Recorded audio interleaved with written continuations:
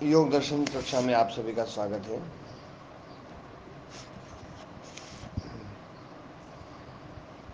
अपना जो विषय चल रहा था जम्बू द्वीप का, वो चल रहा था। और वो जम्बू द्वीप में कौन कौन सा स्थान, कल हमारे चिदानंद स्वामी जी ने जो भेजा था वो फोटो जो है, तो वो भी आप लोगों ने देखा होगा। तो मतलब एशिया और यूरोप का काफ़ी हिस्सा जो है ना, वो पूरा का पूरा जम्बू द्वीप था।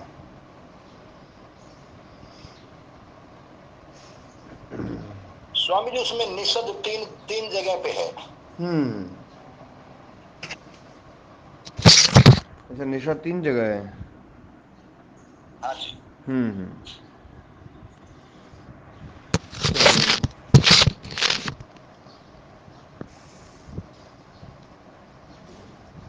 तो इसमें तो क्या कहा जा सकता है, यही कहा जा सकता है भैया कि तीनों को कहा कहते होंगे, या तीनों जगह के प्रमाण मिलते होंगे। काफी साहित्य अपना निषद निषद क्या चीज होती है, वो कल बताया तो था आपने। विंध्याचल को हमें बोलते हैं निषद।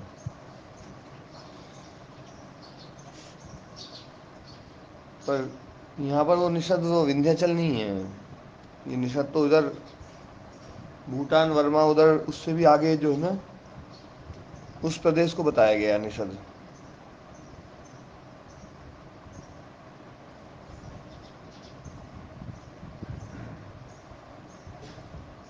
हम्म।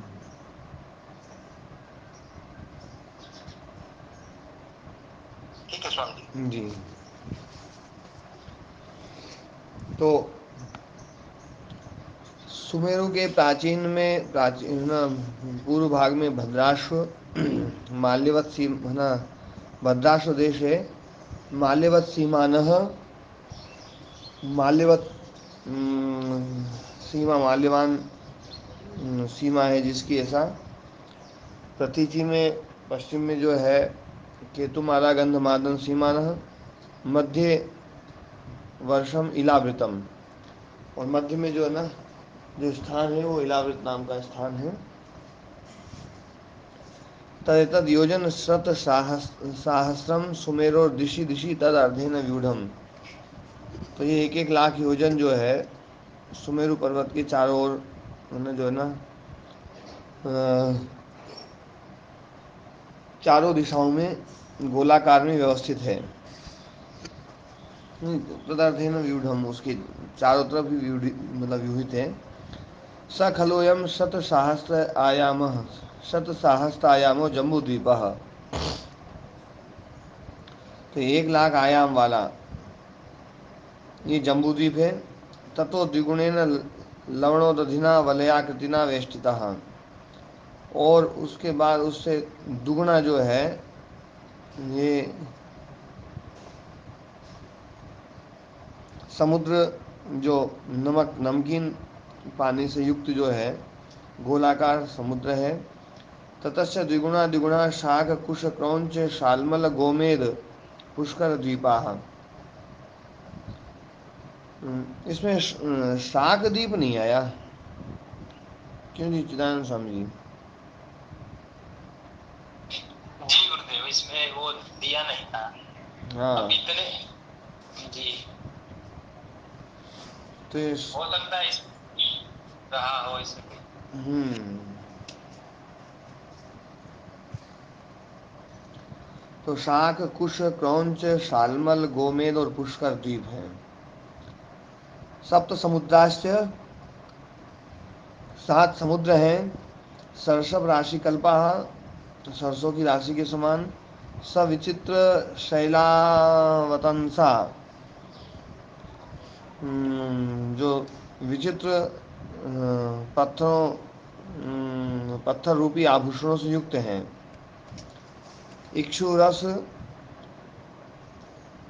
सुरा सर्पी दधि मंड क्षीर स्वादुद का, गन्ने का रस, सुरा और सर्पी घी, दधी दही, मंड मांड, और क्षीर दूध स्वादु स्वाद वाला जो जल है, मतलब ऐसा ऐसा स्वाद जो है ना जल का है। तो ये पूरा ऐसा कैसा ही नहीं है, हल्का हल्का सा इसमें ऐसा दिखता होगा, तो उसको वैसा बताया गया। सप्त समुद्र वेष्टिता वलयाकृतयः, 7 समुद्रों से वेष्टित वलयाकृति लोकालोक पर्वत परिवारा, लोक अलोक मतलब ना प्रकाशित अप्रकाशित पर्वत परिवार वाला, 50 योजन कोटि परिसंख्याता, 50 योजन कोटि परिसंख्यात ये जो है भूलोक है। या ये द्वीपा सप्त द्वीप बताए गए। तदेतत् सर्वं सुप्रतिष्ठित संस्थान मंड मध्य व्यूढ़।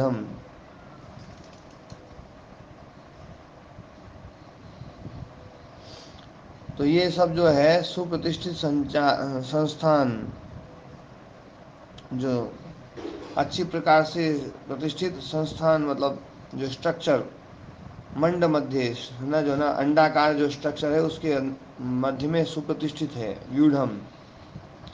अंडम च प्रधानस्य अणुरवयो यथा आकाशे खद्योतः। जैसे आकाश में जुगनू एक छोटा सा होता है, ऐसे ही ये जो अंड है, ये अंडाकार जो पृथ्वी है, ये प्रकृति का एक अणु अवयव है, एक छोटा सा हिस्सा है, मतलब एक अणु मात्र। मतलब जैसे आकाश में जुगनू जो ना एक छोटा सा होता है, तो जुगनू तो थोड़ा सा बड़ा भी दिखा दिया, इस पृथ्वी तो ना मतलब अणु आकार, मतलब अणु ही है, बिल्कुल एकदम छोटी सी है। तत्र पाताले जलधौ पर्वतेषु एतेषु देवनिकाया असुर गंधर्व किन्नर किम पुरुष यक्ष राक्षस भूत प्रेत पिशाचा अपस्मारका अप्सरो ब्रह्म राक्षस कुष्मांड विनायका प्रतिवसंती। तो तत्र पाताले जलधौ, पाताल में जो समुद्र में, पर्वतेषु और पर्वतों में, एव एतेषु इसी के पाताल में, जल मतलब समुद्र में पर्वत में, देवनिकाय असुर गंधर्व किन्नर किमपुरुष यक्ष राक्षस भूत प्रेत पिशाच अपस्मारक। अभी अपस्मारक जो है ये पता नहीं, अपस्मार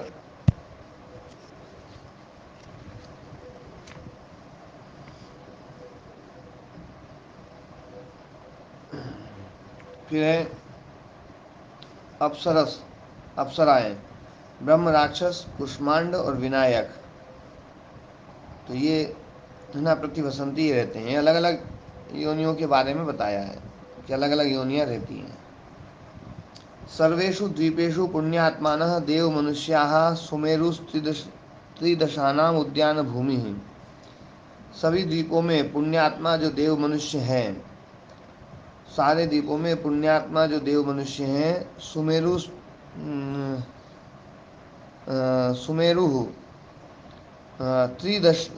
त्रिदशानाम उद्यान भूमि। त्रिदशा 3 दशाएं हैं जिनकी, ऐसे ऐसे होते हैं त्रिदश। तो मतलब त्रिदश देवताओं को बोलते हैं। दयाराम जी कहते हैं उनमें बुढ़ापा नहीं होता है। जिनमें बुढ़ापा ना हो, केवल बचपना, कुमार अवस्था और यौवन अवस्था, शैशव कुमार और यौवन, तो है ना वृद्धत्व ना आए, तो उनकी ये उद्यान भूमि है सुमेरु पर्वत, है ना। तत्र मिश्रवनम नंदनम चैत्रथम सुमानसम इति उद्यानानि। और इसमें उद्यान बताए, है ना, जो है ओ, एक जोड़ी कपड़ा होता है, तो है ना जो है मिश्रवन नंदन चैत्ररथ और सुमानसम,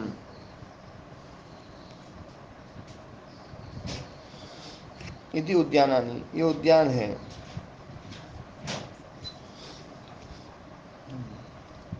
अच्छा, जो मैंने ये पूछा था ना, शाक, शाक आया नहीं। जी गुरुदेव। ये शाक जो ना, ये सागौन के पेड़ हैं ये। और जी। पहले बौद्ध मत जो है ना, जहाँ सागौन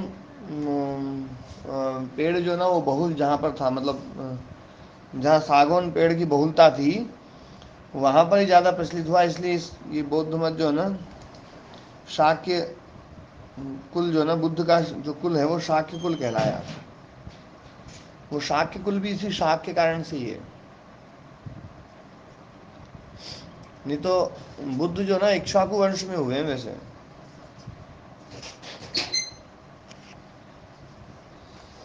इनका जी स्वामी जी। है। श्री राम जी के वंश में स्वामी जी। हाँ जी, है ना। वो वाला कपड़ा ला रहा है जो एक ही पहन लो। तो इक्ष्वाकु स्वामी वंश जी, में श्री राम जी की है। वंशावली दिखाते हैं, श्री राम जी की वंशावली आज भी दिखाई जाती है उसमें। शायद बुद्ध का नाम तो नहीं आता। नहीं तो बुद्ध तो बहुत नए हैं वंश ना। वो अलग अलग होगा। ठीक है जी। बुद्ध तो बहुत नए हैं। वो जो वंशावली दिखाई जाती है वो तो मतलब बहुत पुरानी वंशावली है। नहीं स्वामी जी, वो जो राजस्थान का एक परिवार दिखाता है, श्री राम के वंशज हैं हम। हाँ, तो वो जो दिखा रहे हैं ना, पर वंश तो बहुत बड़ा होगा ना। है। वंश तो मैंने कहा बहुत बड़ा होगा ना। हाँ, वंश तो बहुत बड़ा होगा। हाँ जी हाँ जी। हाँ, मतलब उस जिसकी वंश। वंशावली दिखाई जाती है उससे जोड़ने वाली बस एक कड़ी को लिया जाता है, हाँ, अन्य जो होते हैं उनको छाट दिया जाता है, ऐसा ही होता हाँ, जैसे अब हमारे परदादा जी कितने भाई होंगे, उनमें से एक ले लिया और उस उनके पुत्र से मैं, मतलब उनके पुत्र, और फिर ऐसे ऐसे चलते चलते मेरा नाम आ गया।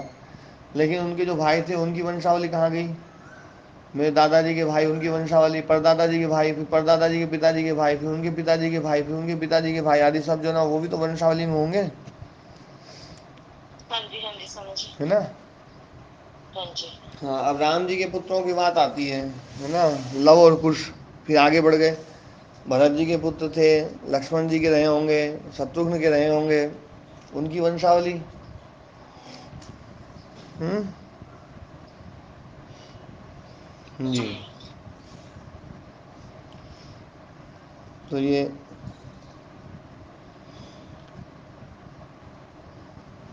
हाँ, तो तत्र मिश्रवनम नंदनम चैत्रथम सुमानसम इति उद्यानानि, ये उद्यान है। सुधर्मा देव सभा, उसमें सुधर्मा नाम की देव सभा है। सुदर्शनम पुरम, सुदर्शन नाम का नगर है। वैजयंत प्रासाद, वैजयंत नाम का प्रासाद महल है।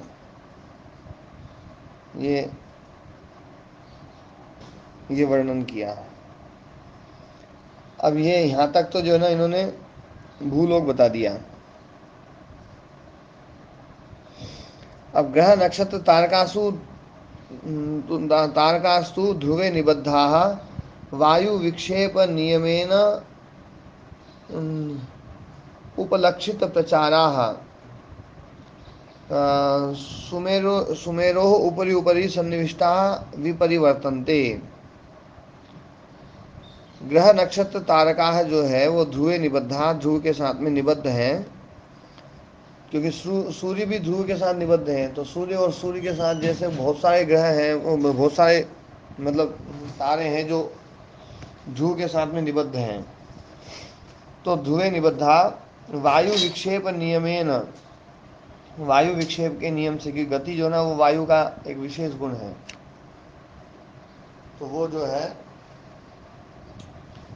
वायु विक्षेप नियमेन उपलक्षित प्रचारा, उसके कारण से उनका प्रचार, उनका संचार जो ना उपलक्षित होता है, दिखाई देता है।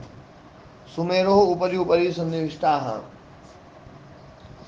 सुमेरु के ऊपर ऊपर जो है सन्निविष्ट हैं, विपरिवर्तनते, घूमते रहते हैं।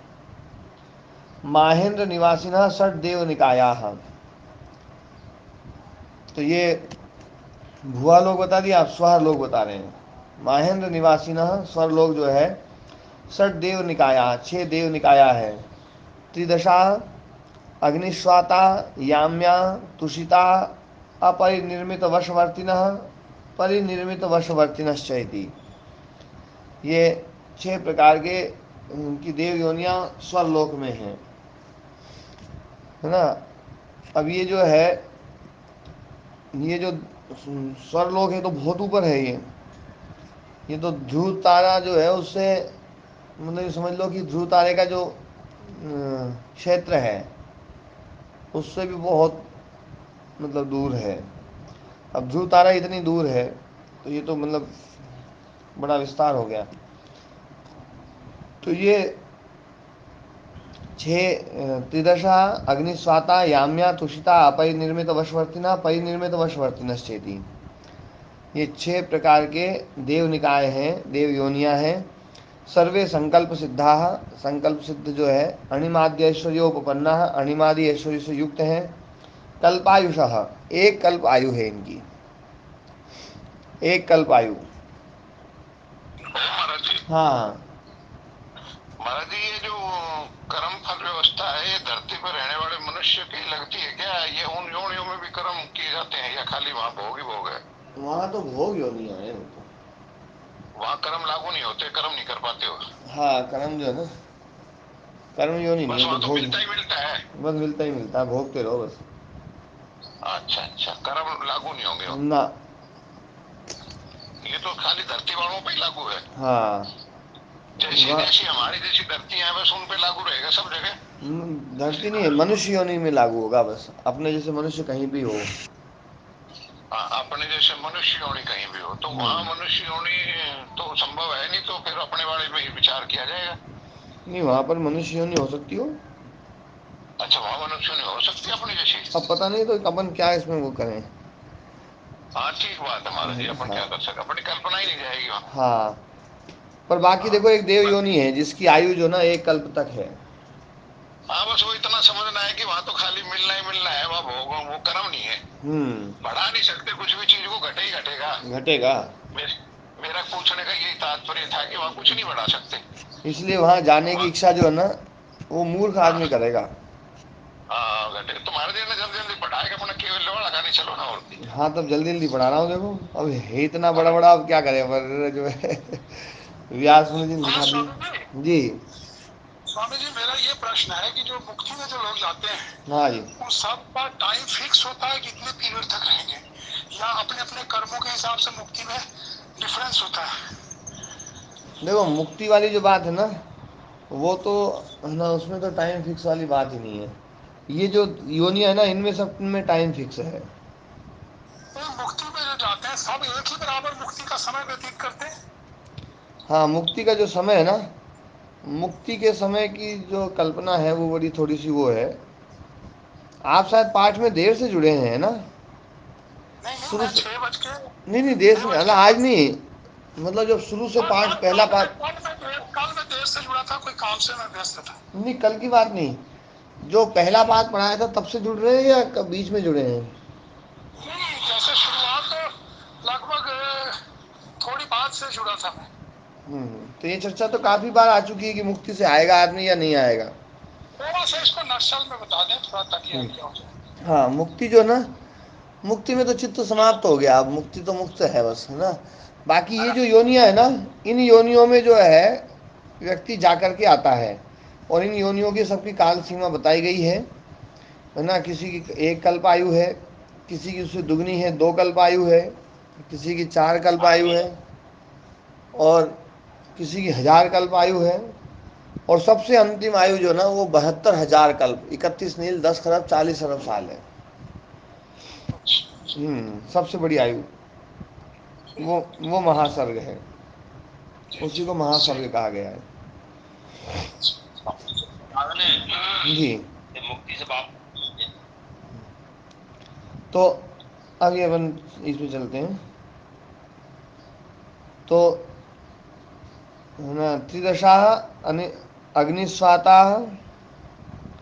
अग्निस्वाता याम्या तुषिता अपरिनिर्मित वशवर्तिना परिनिर्मित वशवर्तिन ये 6 जो है देव निकाय, ये महेंद्र निवासी हैं। सर्वे संकल्प सिद्धा, अणिमादि ऐश्वर्य से उपपन्ना, अणिमादि ऐश्वर्य से युक्त हैं।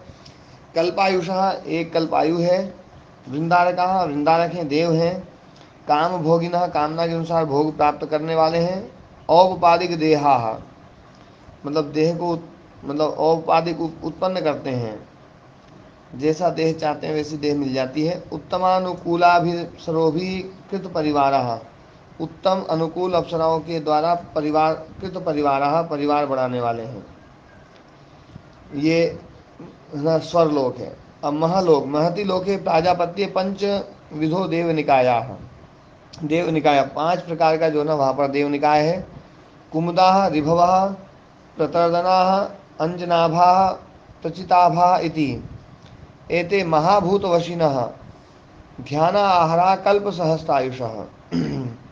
ये जो है महाभूत वशिनः, महाभूत को वश में करने वाले, ध्यान का ही आहार करने वाले, मतलब ध्यान मात्र से इनका आहार होता है, कोई इनको खाने की जरूरत नहीं पड़ेगी, इनको ध्यान किया और तृप्त हो जाएंगे, है ना।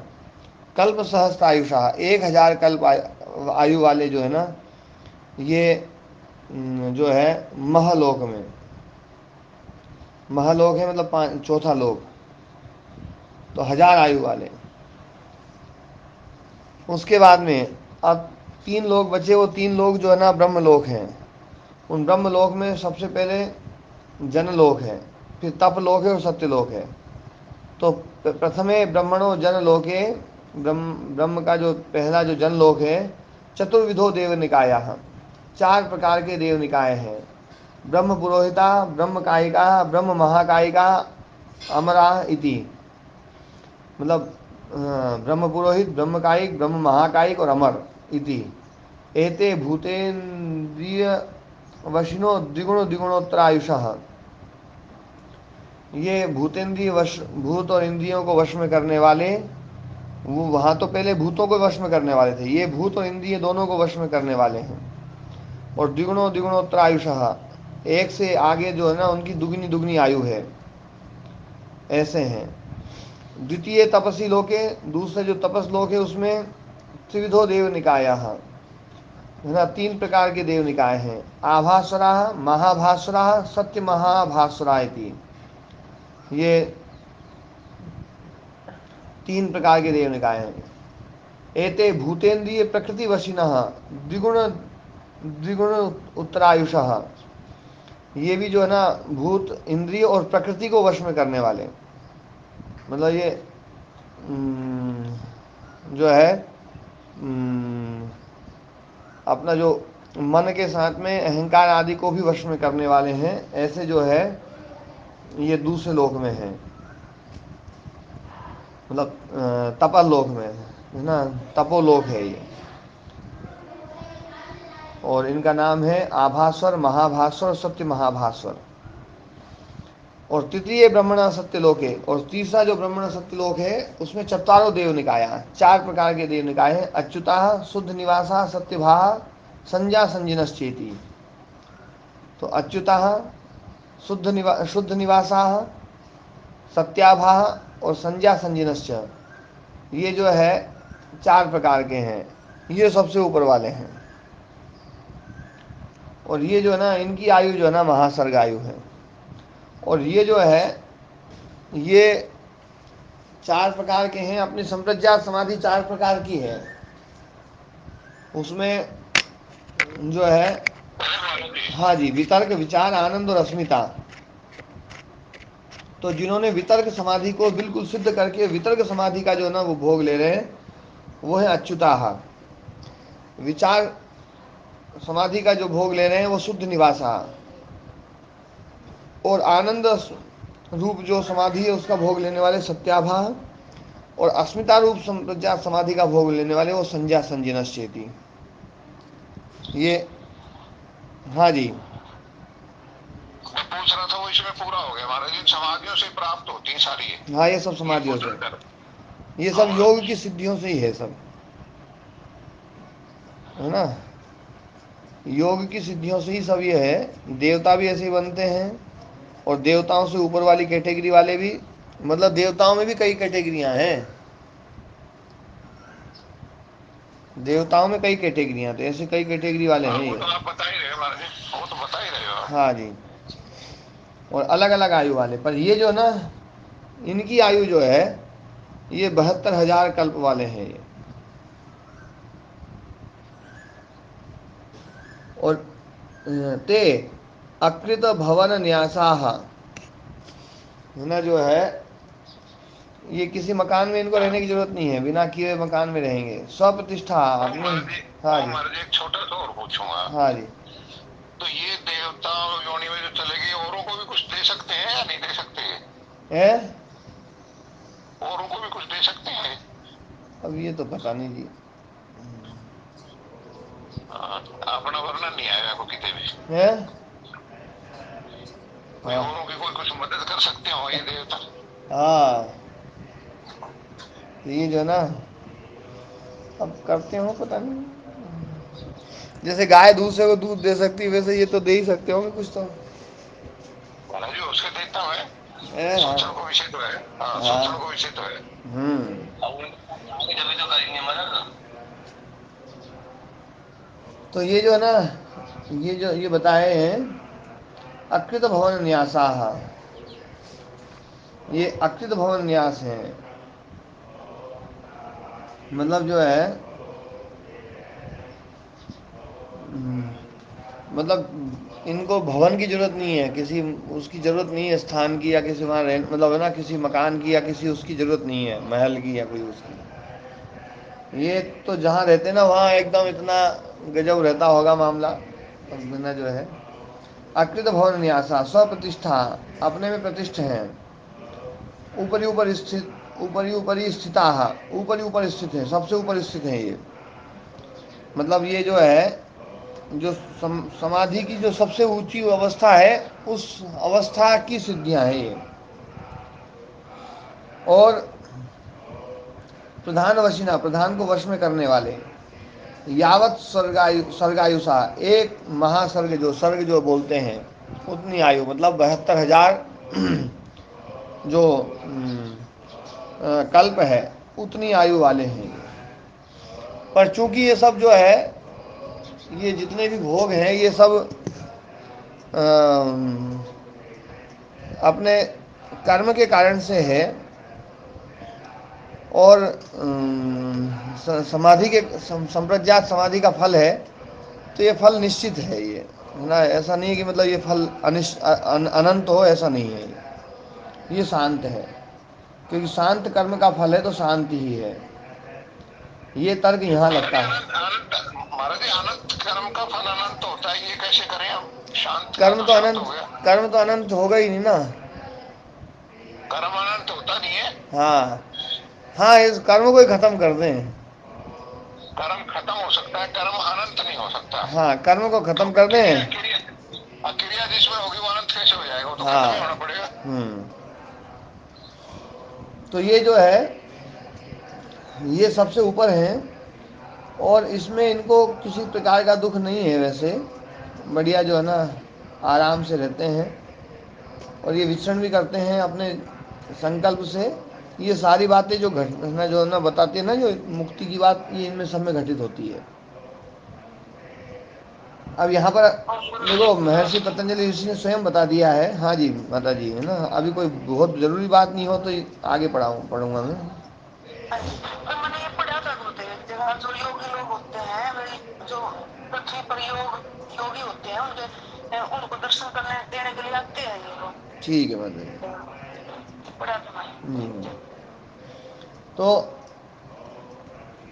तत्र अच्युता, अब जो सबसे पहले अच्युत है उसमें जो है ना, ये सवितर्क ध्यान सुखा, सवितर्क ध्यान सुख वाले हैं, सवितर्क समाधि या सवितर्क ध्यान का सुख भोगने वाले। और शुद्ध निवासा जो है वो सविचार ध्यान सुखा है, सविचार ध्यान का सुख, सविचार समाधि का सुख लेने वाले। सत्याभा जो आनंद मात्र ध्यान सुखा, और संज्ञा संजिनश्च अस्मिता मात्र ध्यान सुखा। ये संज्ञा संजिना जो ना, ये सबसे ऊपर वाले हैं इनमें, और इसका संज्ञा संजिना का वर्णन काफ़ी आता है। संज्ञा संजिना नाम जो है ना, काफ़ी जितने भी है ना, बौद्ध साहित्य में भी काफ़ी आता है इनका ये संज्ञा संजीना योगी जो है, और योग दर्शन में भी आया है। तो संज्ञा संजीनश्च अस्मिता मात्र ध्यान सुखा, जो अस्मिता मात्र ध्यान सुख वाले जो ना सबसे सर्वोच्च जो ना, तेपि त्रैलोक्य मध्य प्रतिष्ठन्ति, ये सब भी ना तीनों लोकों के भीतर प्रतिष्ठित हैं। तयते सप्तलोका सर्व एव ब्रह्मलोका, तो ये जो त्रिलोक है ये ब्रह्म ना, जनः तपः और सत्यम, अब वे सब जो है ना सप्तलोका, तयते सप्तलोका सर्व एव ब्रह्मलोका, सभी जो है ना ब्रह्मलोका, ब्रह्मलोका मतलब यहाँ पर ब्रह्मांड लोका, ब्रह्मांड से अलग नहीं है ये सब, मतलब हिरण्यगर्भ जो ब्रह्म है उस ब्रह्म के अंतर्गत ही है। हिरण्यगर्भ समवर्तताग्रे भूतस्य जातः पतिरेक आसीत् सदाधार पृथ्वीं तेमाम कस्मै देवाय हविषा विधेम। तो ये हिरण्यगर्भ के अंदर ही है सब कुछ, ब्रह्मांड से अलग नहीं है। और पहले एक विदेह प्रकृति और है ना वो विदेह और प्रकृति लय जो आए थे, विदेह और प्रकृति लय वो इनसे अलग हैं। विदेह प्रकृति लयास्तु मोक्ष पदे वर्तनते, वो तो मोक्ष जैसा सुख भोगते हैं, पूरा मोक्ष नहीं भोगते हैं, वो मोक्ष जैसा वो ना, उनको जो है ना वो असंप्रज्ञात समाधि में रहने वाले हैं। क्योंकि अब तक जितने भी ये बताए हैं सब संप्रज्ञात वाले हैं सब, ध्यान देना सतीश जी, ध्यान दे रहा हूँ जी। अब तक जितने भी ये बताए ना सब देव और बड़े बड़े देव और जो ना संप्रज्ञात समाधि वाले सब जो है ना, हाँ जी, आगे निकलना है। तो ये सब है, ये तो संप्रज्ञात समाधि वाले। और विदेह और प्रकृति लय वाले जो है ना वो असंप्रज्ञात समाधि में रहते हैं, वो है ना पहले भी चर्चा आई थी। और वो असंप्रज्ञात समाधि के मतलब जो ना वो अवस्था है विशेष, बिल्कुल दुख रहित अवस्था, और उनकी भी एक आयु है, पर वो इनसे अलग हैं और वो भी वापस आते हैं। विदेह और प्रकृति लय जो है वो भी वापस आते हैं। तो विदेह प्रकृति लय अस्तु मोक्ष पदे वर्तनते न लोक मध्य न्यस्तायति, वो इन तीनों लोक मतलब जो ये 7 लोक हैं, इन 7 लोकों से बिल्कुल अलग रह करके, मतलब जो है ना ये 7 लोक का प्रभाव उनके ऊपर नहीं है। अलग रहने का मतलब है कि उनका प्रभाव उसमें नहीं है, इनको यूँ नहीं कह सकते ये यहाँ रहते हैं, वो तो विदेह और प्रकृति लय हैं बस। और वो असंप्रज्ञात समाधि में रहते हैं, और जब असंप्रज्ञात समाधि का मतलब उनका वो खत्म होता है फिर से वापस मनुष्य योनि में आते हैं। एतद योगिना साक्षात कर्तव्यम सूर्य द्वारे संयमम कृत्वा, तो ये जो है ना योगियों के द्वारा साक्षात कर्तव्यम, साक्षात करना चाहिए सूर्य द्वारे संयमम कृत्वा, सूर्य द्वार में संयम करके, ततो अन्यत्र भी और अन्यत्र भी, एवं तावत अभ्यसेत यावदम सर्वम दृष्टम इति, तब तक अभ्यास करें जब तक ये सब कुछ दिखाई न दे जाए। तो ये है ना सूर्य द्वार में संयम करके ये सारा कुछ देखा जा सकता है। ये जो है अच्छा जो है एक बात और बता दूं, पहले जो है ना चक्रवर्ती जो हमारा जो था ना चक्रवर्ती सम्राट, चक्रवर्ती सम्राट जो है एक आ जाता पूरी धरती पर साम्राज्य करने वाला जो है ना वो चक्रवर्ती था। जैसे जम्बूद्वीप जो है, जम्बूद्वीप का राजा जो है या भरतखंड का राजा जो है वो भारत कहलाता था, तो वैसे ही चक्रवर्ती एक क्षेत्र था, उस क्षेत्र का नाम है चक्रवर्ती। हिमालय से लेकर के और समुद्र पर्यंत जो भूमि है उस भूमि का नाम था चक्रवर्ती क्षेत्र।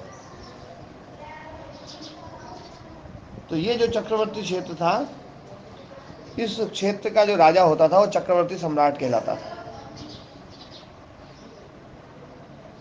पर हमारे राजाओं ने इस चक्रवर्ती क्षेत्र का भी उल्लंघन करके और पूरी धरती तक ना वो किया है, ये बिल्कुल यथार्थ है, हकीकत है।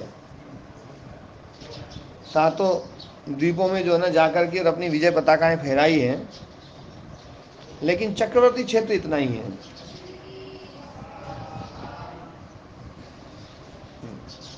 ठीक है, हाँ युधिष्ठिर चक्रवर्ती थे।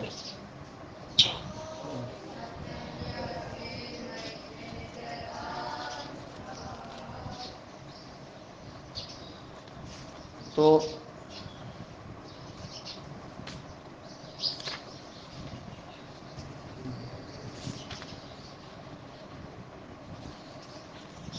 ये पूरा हो गया भुवन ज्ञान। अब कल से जो है ना चंद्र का वो चलेगा, आगे अगले सूत्र चलेंगे आगे। ठीक है, आज का पाठ यहीं विराम करते हैं।